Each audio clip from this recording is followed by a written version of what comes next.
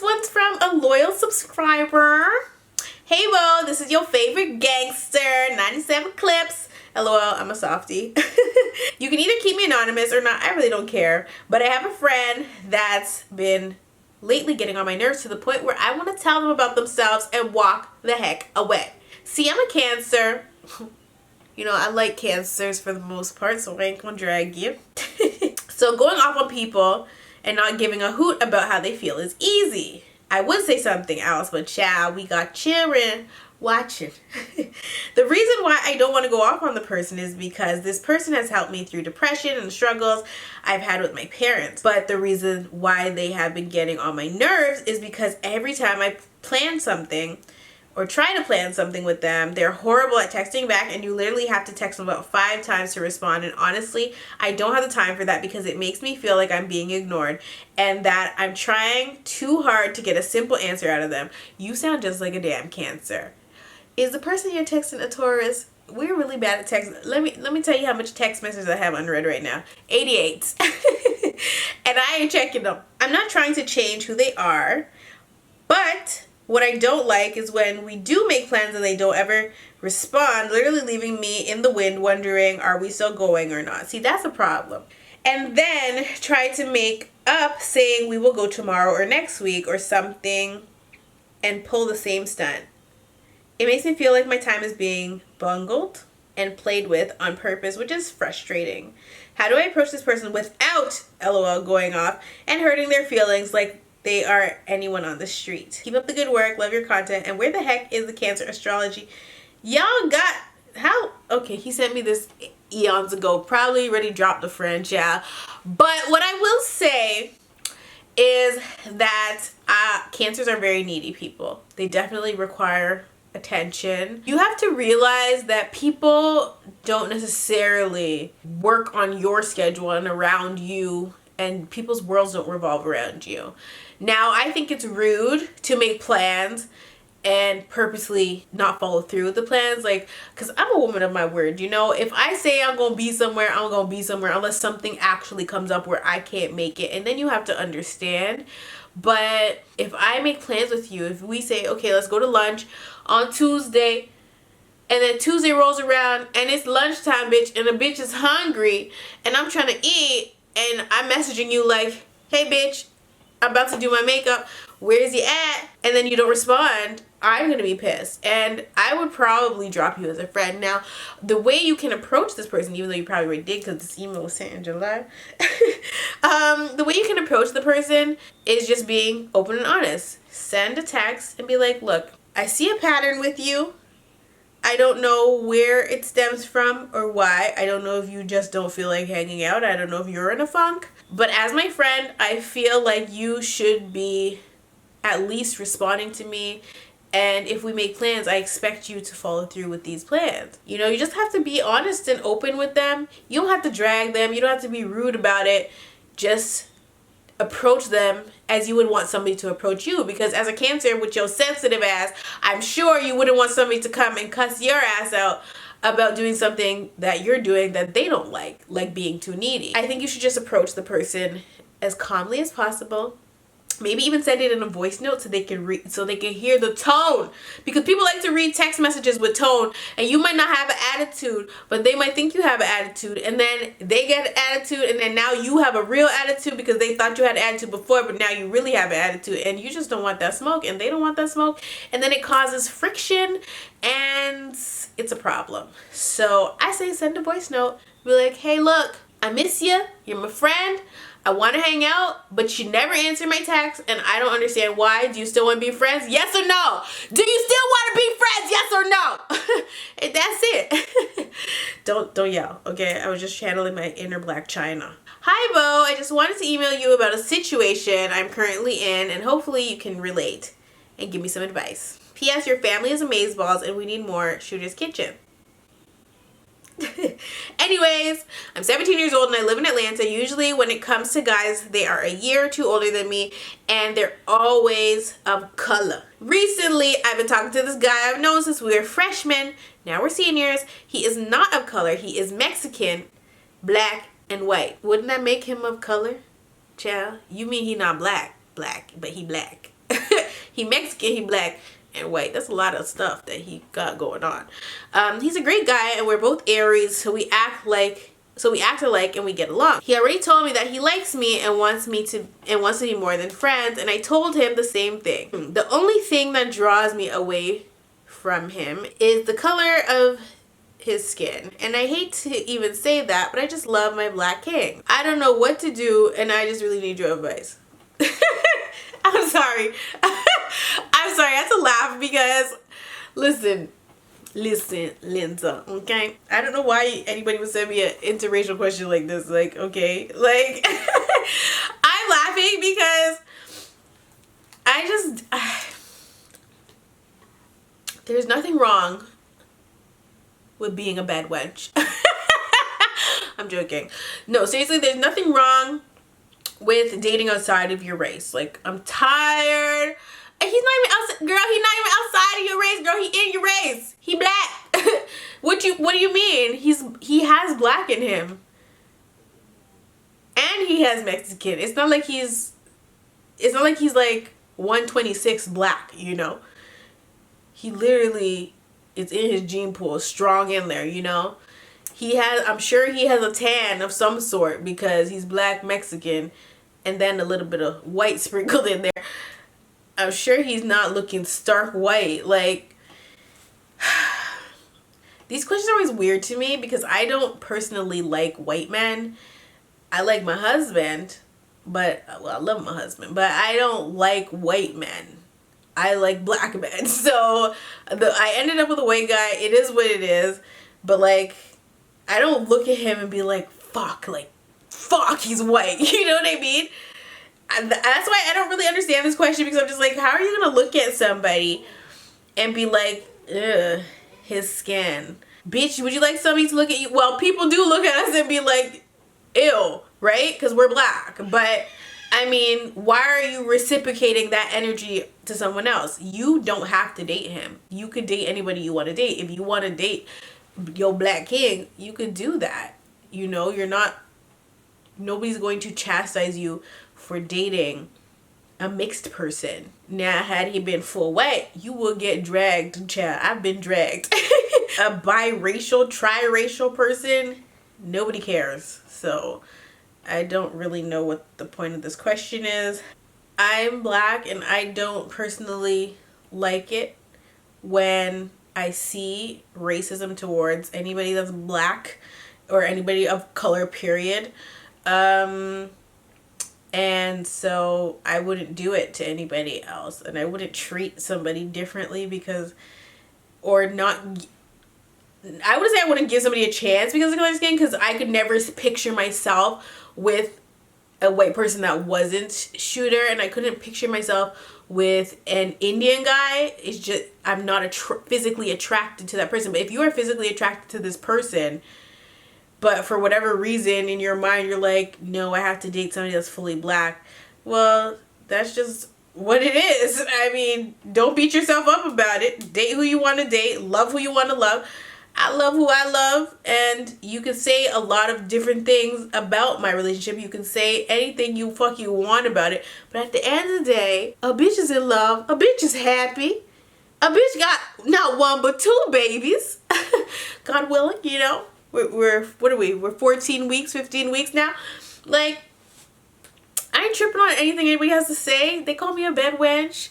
They call him, like, I don't even fucking know. I can't. One of the bigger issues here is that you might not necessarily even care, per se, that this guy is not fully black, but you're caring about what people are going to think about you dating him when nobody gives a fuck. I mean, of course there's trolls, but you're probably not living a very public life for trolls to be attacking your relationship, you know? Nobody has ever in the history of everdom come up to me and Shooter and our child and said anything crazy, because they'll get fucking rocked. So I don't know, man. Y'all live different lives. Maybe I don't know. Nobody's gonna do that. Like, that's the thing. That's why you can't really take these things seriously, because The internet's a very different place, and it's very negative, and you can't control what somebody's gonna come out on the internet and say about you, because they're behind a computer. You're never gonna run into this person, and even if you do, when you do, they're not gonna say those same things to you. The people that have this confidence to say these things on the internet, one, they need help, number one, but two, they're only so brave because it's not in person. So you can't take it with you can only take it with a grain of salt. You can't take it to heart and be like, oh my god, they called me a bedwench, they called me a coon because I'm dating a white guy. Oh my god, I have to divorce him. Like, what you want me to do that? That's what I think. I'm like, do people want me to leave somebody that I've been with for however many years? Hey Bo, leave me anonymous, please. Let me start by saying this year has been like no other, both positively and negatively. In 2017, my guy best friend and I had a major fallout. Prior to that, we've been friends for 2 years. We had chemistry, attraction, and a great bond. Us dating never worked out. This falling out was because of the relationship I was in at the time. My girlfriend and I were together for about a year, but was extremely jealous of how close Jermaine and I were. In February, my girlfriend and I broke up after finding out that she had cheated on me. Oh Lord. This took a huge toll on me. After about 2 weeks, Jermaine and I reconciled due to my vulnerability. We became sexually active. A couple months later, I lost my virginity to him. About 3 months ago, we started dating. Things were great. Just 2 weeks ago, I noticed a change in him. He had been distant. Today, he told me that he's been uncomfortable. It's not because of anything I've done and that I've been his best girlfriend. It's just that every time he starts dating someone, eventually he grows uncomfortable for unexplainable reasons. He told me that he loves me, and I know he does. For some reason, I don't feel the urge to cry and didn't feel too bad about it. I love him more than I've ever loved anyone. I hate that things didn't work out. However, we agreed to go back to having relations with no relationship. We both set boundaries. It's honestly so great to have my friend back. My questions are, is having a sexual relationship with him wrong? Is it bad that I was not really sad or hurt by it? Should I move on? How do I move on? Friends with benefits is never going to work out. You guys already put a strain on your relationship by having sex the first time. I don't know why you guys would continue to be intimate when you guys want to be friends. Friends do not have sex with each other. Friends confide in each other. Friends talk about their issues. Friends go out for fucking lunch, brunch, dinner, whatever. Friends do not get in bed with each other. That's not what friends are for. That's what your spouse is for, honey. Not what your friend is for. So cut that shit out. And you already established that the relationship did not work out. So why are you asking if you should move on? The answer is clear. Hi, Bo. Please keep me anonymous, and this is not a relationship story about men. Thank you, Jesus. Anyway, I'm a 22-year-old senior in college, graduating soon, and I need some advice on my father. To make a long story short, my dad is a pastor and has been in and out of my life since my parents broke up when I was 3. Due to this, the man barely knows me, nor do I know him. It took him 16 years to realize I could draw, and it took him 20 years to realize I want to study in Japan and was learning Japanese. It also took him 22 years to realize I was attracted to Asian males.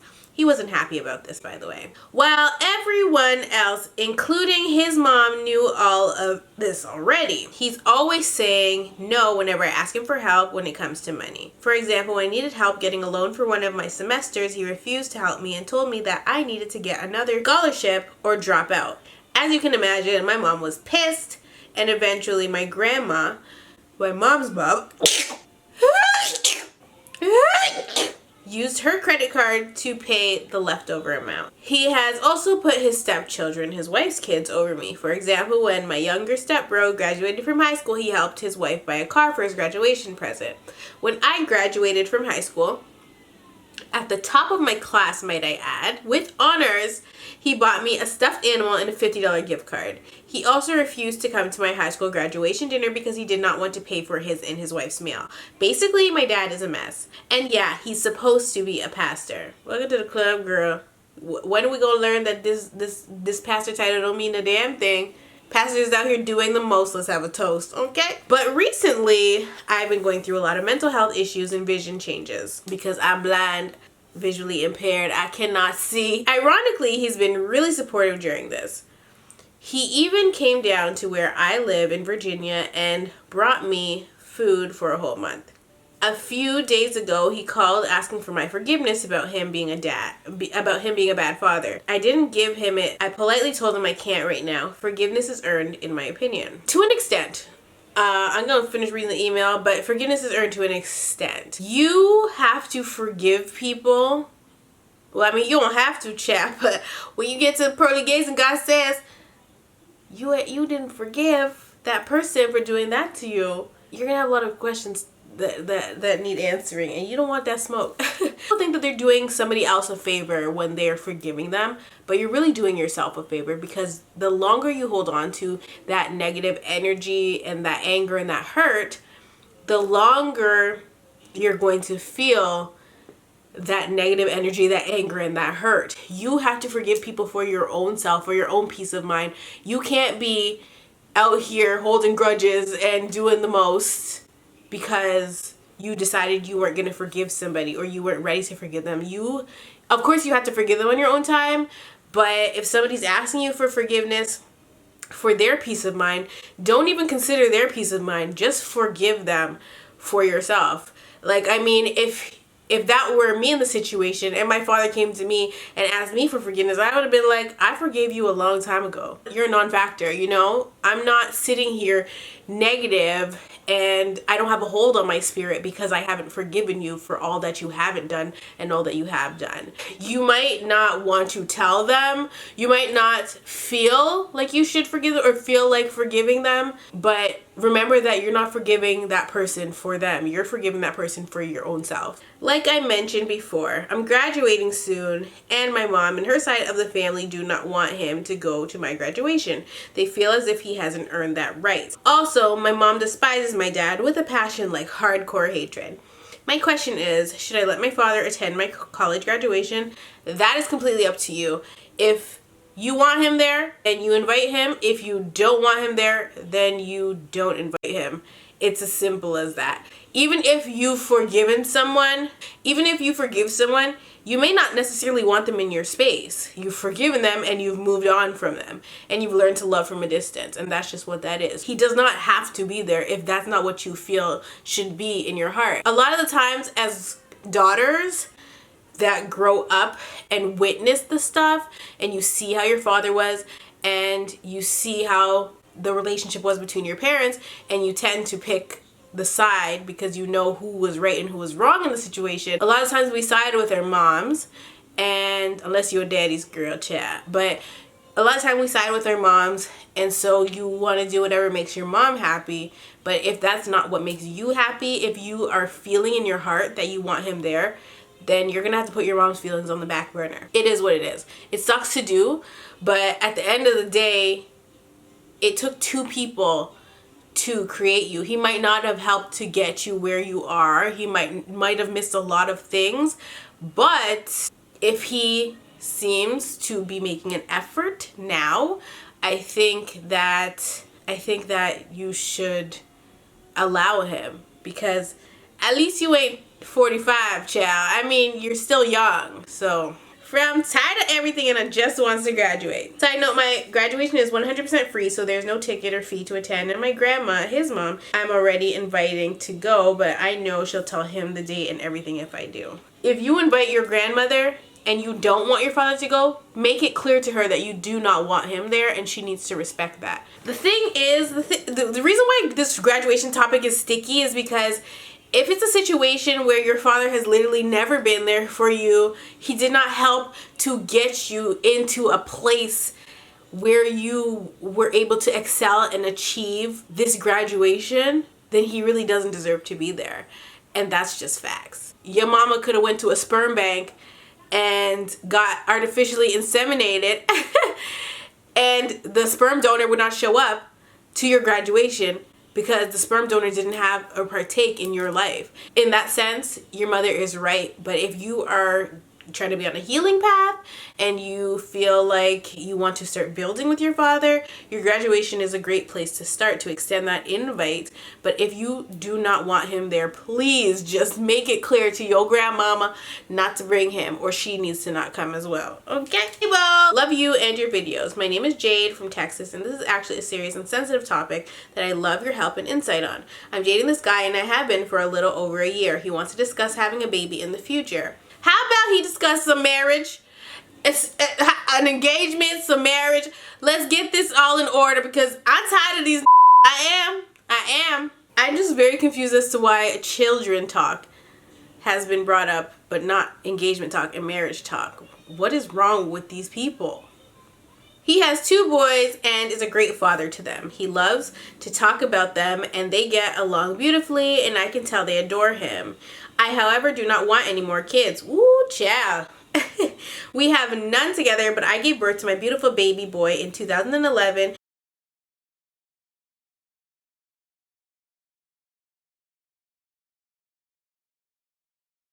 And tragically, he was killed in 2015. Oh my God, at 3 years old by his own father, and it was no accident. Why did you send this to me? Obviously, that crushed my soul, and I can't imagine going through that pain of losing a child again, and is the reason I'm terrified to have another child. My family tells me it may be exactly what I need, but I feel I just can't handle it. I actually would love the chance to have another child, but this fear of losing a child in any way, especially after losing the light of my life, is keeping me from even actually considering having another baby. The fear is very deep and real, and I feel that I'll never be ready to have another child, but at the same time I know it hurts my boyfriend that I don't even want to consider it, as he knows about my son. I just like your thoughts as a fellow mother about what you think of the situation and what I should do in your opinion, because I'm completely torn. P.S. If you like more info about the situation, I do not mind sharing. I'll also attach a photo of my baby. Girl, what is wrong with you? You know, me and Shooter were just talking about this like literally like a couple hours ago. Not necessarily you know, having a child be murdered, but just we were watching Collateral Beauty, which we already seen before. We didn't even finish it this time, but we were watching Collateral Beauty, and in the movie Will Smith had lost his daughter, and we were talking about how devastating that would be to lose a child, and I can't imagine it, you know? I can't imagine going out one day with my child and then coming back home without her. Because literally, how do you fucking function, you know? So you're so strong. You're so strong. Because I was telling Shooter, if that were me in the situation, I could not go on. And the fact that you are literally still fucking okay, hold on. The fact that you are able to even put yourself out there to even date after something like that. Oh my God. I don't get how people can hurt children. Like, okay, let me chill. You're really strong. Like, I didn't see that. I don't know. I think the email kind of just took me off guard because I had scrolled. I had scrolled to the bottom of the email and I was like, oh my God, that baby is so cute. And then I read the story and it kind of just hit me like a ton of bricks. He was so beautiful and happy. Okay, maybe it's because I'm pregnant, I don't know, but I'm really bothered. From a mother's perspective, from even just a human being's perspective, I feel like I would feel the same way you do if I even if I could even wake up, you know. I think I would feel the same way you do in terms of not wanting to have another child, because that's not even a hurt you can imagine, you know. But I feel like at the same time you're one step closer because you've made yourself available to date again. And I agree with your family in saying that it's what you might need, because you've allowed yourself to even trust to let somebody in, you know. Obviously that's not something that you can fully ever heal from, but I don't think you should close the door on having more children just because I don't think that's fair to yourself. I really don't. It may be hard, but another child could give you that light you're looking for.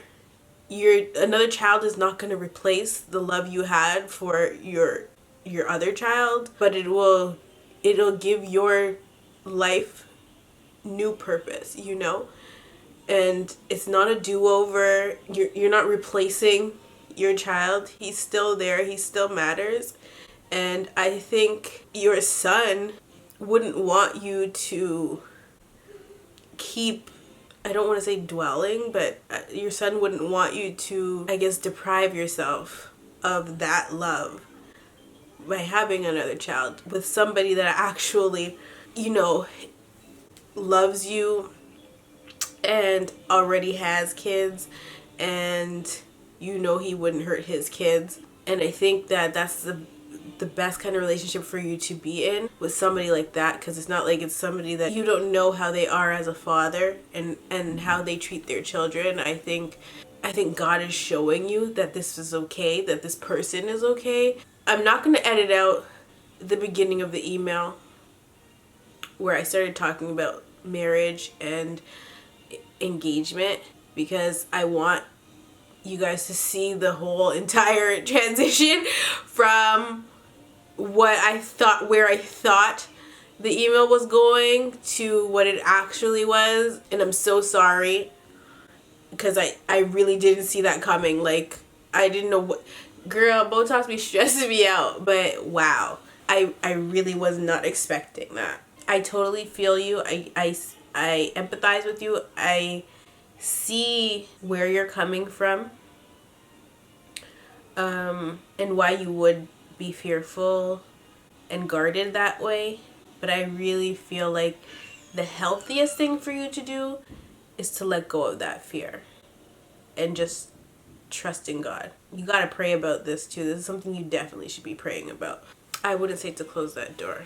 I really wouldn't. And your son was so beautiful. Like, he was such a sweet, happy little baby. Hey, Bo, congratulations on baby number 2. Salem is growing up so beautifully. Thank you very much. I would like to be anonymous because I have family that watch your videos. Hey, family! Anonymous family. So basically, I married young at 19 and now 21. And now at 21, I'm filing for a divorce. My soon-to-be ex-husband has everyone thinking that I just gave up on our marriage and that I'm possibly seeing someone else, when that's the furthest thing from the truth.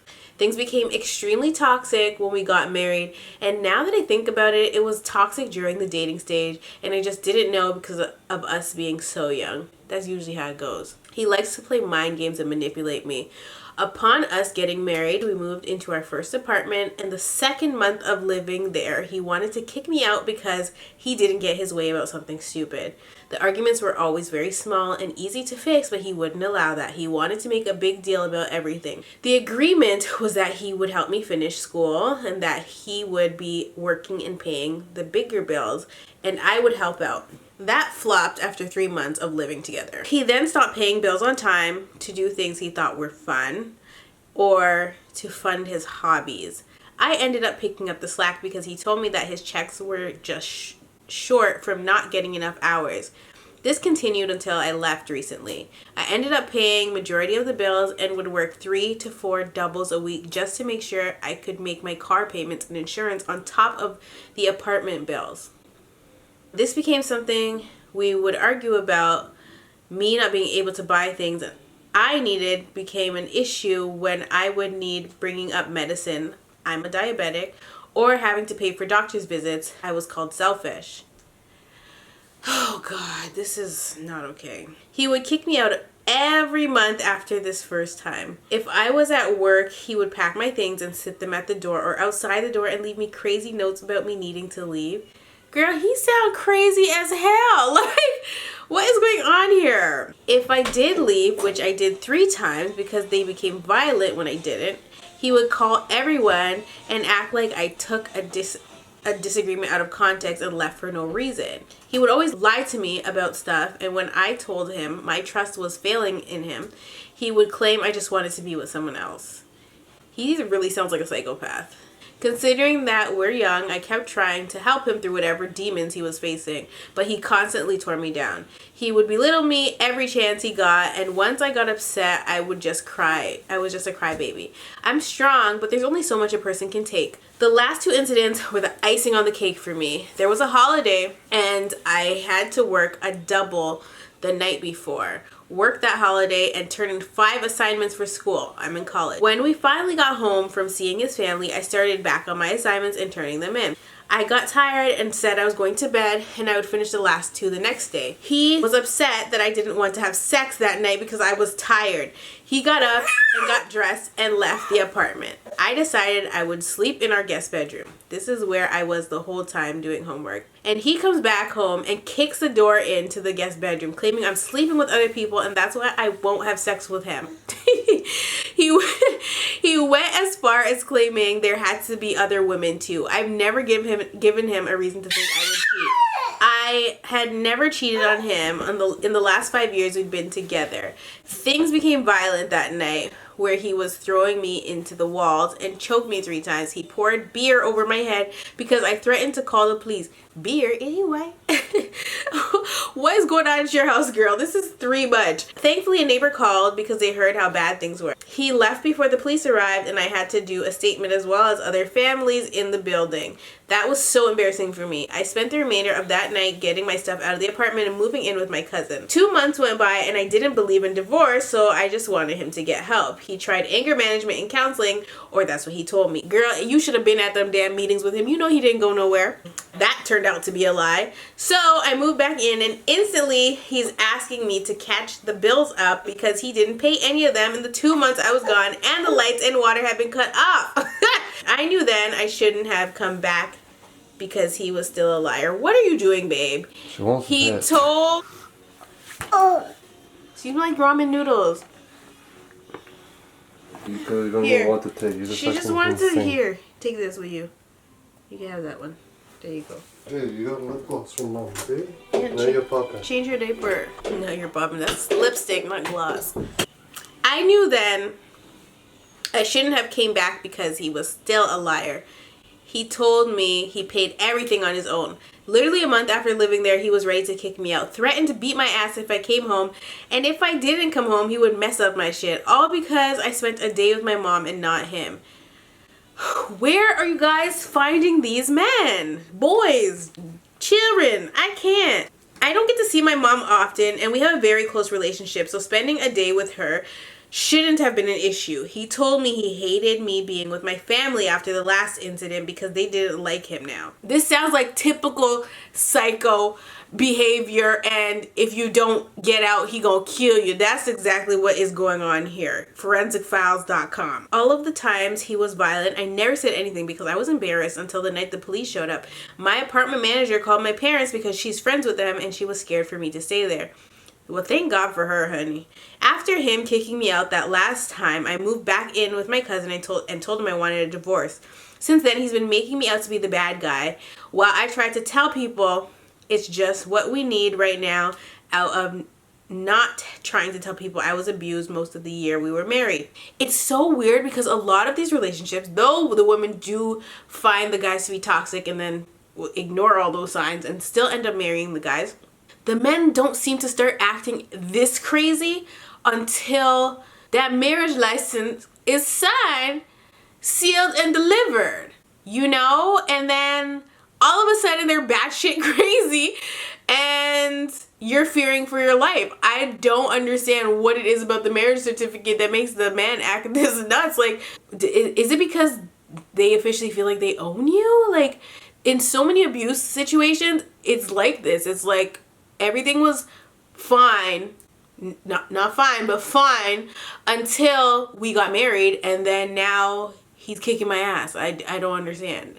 Is it because you guys live together now and now he really feels like he has control over you? Because I think that's a big part of it. I think beforehand, if people aren't living together and then they get married and they live together, the man just feel like he can act out. I don't know what it is, child, but it's a lot. And if that were me, I would be telling everybody from the mountaintops that I was being abused. I'd be like, no, the reason is because if he's out here trying to make me look like a bad guy, I would just text him and be like, you know, the reason I'm divorcing you is because you abused me for the entire year. You constantly were kicking me out, packing my bags, telling me I could not spend. I would list every damn thing he did to me, send it in a text message and see what he said and be like, this is why I'm divorcing you. So stop trying to make me seem like the bad guy. Stop talking to people. Like, I just can't. I would text him everything. And what's he going to say to the truth? What is he going to say to the truth? And to even prove that he's more crazy, because a real crazy person might not respond to that text message, but they'll call your phone down and you'll keep ignoring them. And then you screenshot the fact that they called your ass that many times after you sent them that text message. But you as nobody is going to send that text message to somebody as a lie. Like, you know what I mean? Unless you're a sociopath or something like that. But you're making stuff up. That's not something somebody would do. You know, you're not going to tell somebody that they did those things if they didn't really do them. I have the opportunity to move to another state to finish up nursing school, and I really want to go, but I don't want to make the decision based on running from him. I also don't know how to feel about getting back out and dating after this relationship. I don't expect to stay single forever, considering that I'm only 21. It's just so very messed up and confusing. Is there any advice you can offer me? Firstly, I'm gonna say, a lot of times we go to God and we're praying for a miracle. We're praying for something good to happen. We're praying for God to show us the way. God gives us the way, and we, for whatever reason, get distracted and try to convince ourselves that we shouldn't go that direction because of A, B, and C. And so for your situation, I feel like you're being presented an out, and you're being presented an opportunity to go and finish nursing school in another state, which sounds like a great thing to do. And the reason that you're considering to not take it is because you don't want to feel like you're running from this situation, when literally it's an opportunity for you to have a completely fresh start and do what you need to do.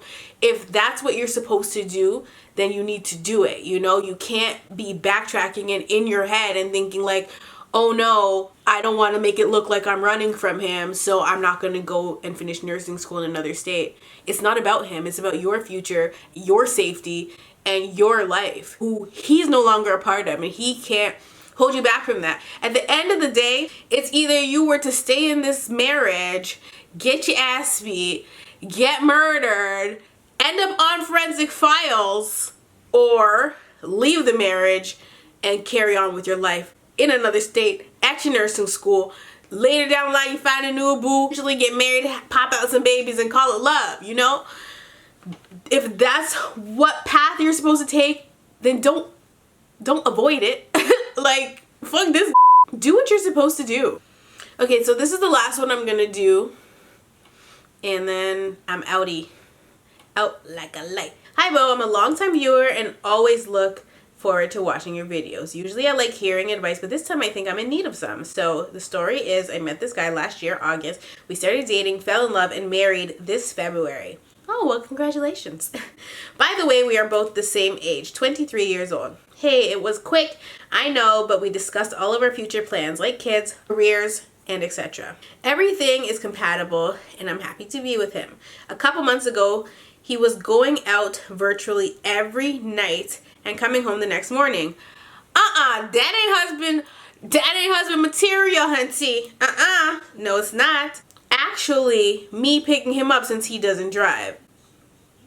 No, no baby. And then going to work, so I never saw him much. I got mad at him and told him that he should stay home more often and come back early at least if he's going out with friends. What I don't understand is why choose to get married. Your marriage is not supposed to be, it's not imprisonment. You know, you're not supposed to feel like you're locked in a jail cell. Marriage is not supposed to feel that way, you know? But why would a man, a young man, choose to get married if he knows he's not done doing the things that single people do? Because that sounds like some single ass shit he's doing. Staying out all night, coming home the next day, getting somebody to pick you up, and that somebody happens to be your wife, but getting somebody to pick you up, that is not marriage material. That's single material, honey. Anyway, he changed his behavior, started going out less, and even when he went out every time, he'd come home 3, 4 a.m. and not 11 a.m. like previously. So I was happy with that. But do you get to go out and come home at 3 a.m.? What's he gonna say to you? But the thing that concerns me now is that he says he'll do whatever he wants, and I know you can't control people, so I refuse to argue every day. We've already talked in depth about our relationship. We said we both want to be together, raise a family, and live our lives, essentially. How is doing what you want, meaning sleep in a different room from your wife, denying me sex so it only happens once or twice a month? And basically he told me this going out with my friends gives me energy, not being at home with you. Why did he get married to you? What is he? Are you sure you're not his beard or something? Like, what the hell is going on here? Did he marry you for a secret reason that you do not know? Because I'm very confused as to who the hell gets married, sleeps in separate rooms, and is constantly going out. And I could tell you something. I could tell you that this don't sound like a marriage. That's what I could tell you. That hurt me really bad that I decided to give him space and didn't try to initiate anything because of so many times he said I'm not in the mood and whatnot. And I mean, if you're not having sex with me, who you having sex with, boo? And I get it. Obviously, everybody's libido's different. You're not going to want to be intimate all the time. I think it's strange, especially when it's a man that's that way. I feel like it's more so women that tend to fall into that category where they don't necessarily feel like having sex because, you know, sometimes you don't want your hole to be stabbed out. But when a man is like that, you do have to kind of question it. You can't not question it. You just can't. The question is, after 9 months of being married, is there a big problem here or is it just me being too nagging and overthinking? I told my friend I should just focus on myself. I gained weight this summer that I want to lose and I have school. Please help, Bo, because even if I don't like people's advice, I always respect criticism. It will help me to grow. Sincerely confused and sad. There's nothing normal about your marriage.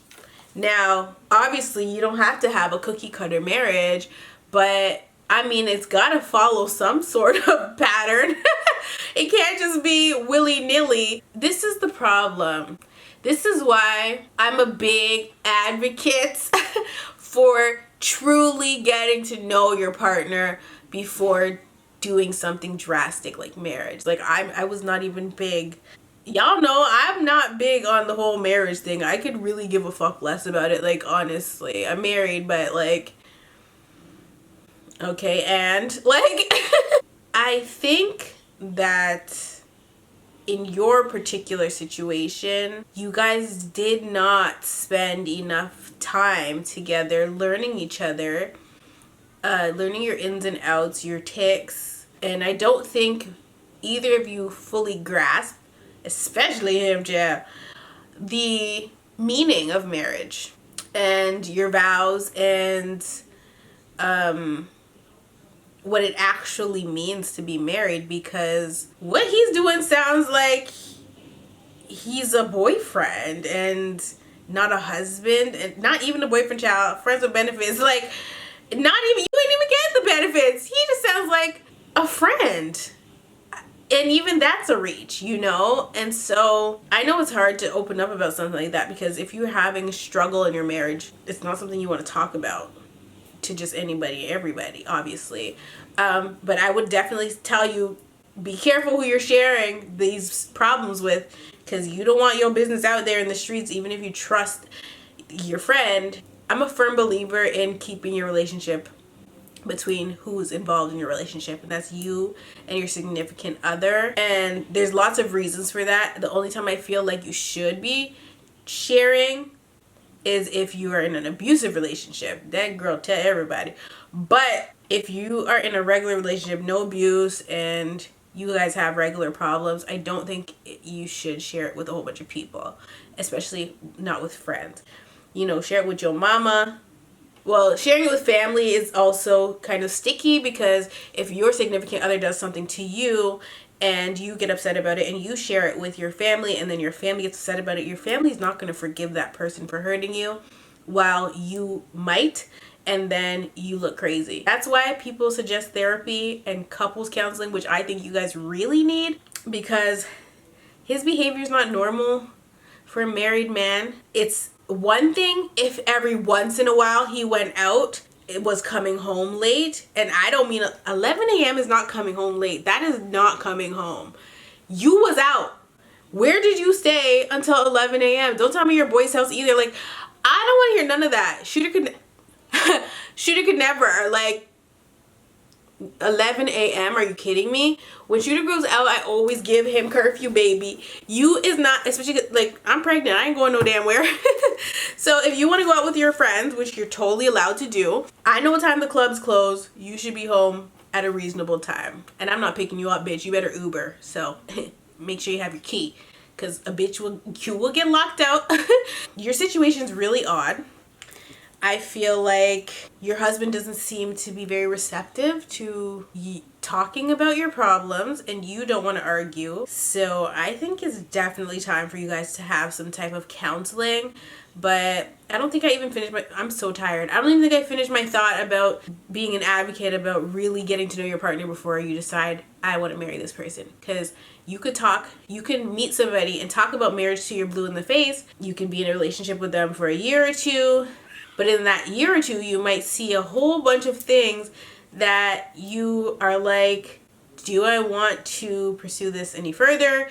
Do I want to really start a life with this person? Have children by this person? Do I want my children to have those traits that this person is displaying?